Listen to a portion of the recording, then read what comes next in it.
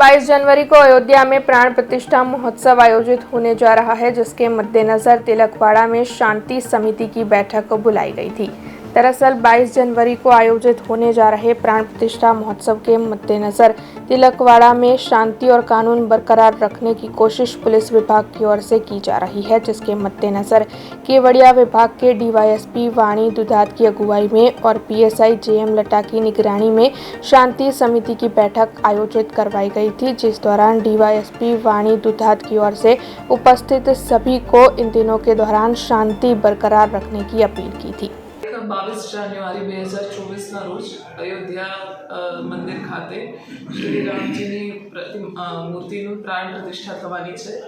એના અનુસંધાને તિલકવાડા તાલુકામાં આજ રોજ શાંતિ સમિતિની મીટિંગનું આયોજન કરવામાં આવ્યું હતું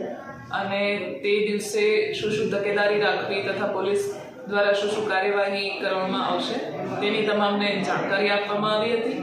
અને આ બદલ જનતાને પોલીસનો સંપૂર્ણ સહકાર રહેશે અને કાયદો અને વ્યવસ્થાની પરિસ્થિતિ જળવાય તે માટે પોલીસ સજ્જ રહેશે। યુવાનોને ખાસ એ સંદેશ છે કે સોશિયલ મીડિયામાં કોઈપણ પ્રકારના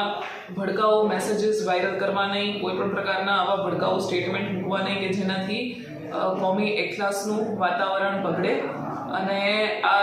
જો તમે કોઈ ગુનો થાય એવી પ્રવૃત્તિ કરો છો तो તમારું ભવિષ્ય પણ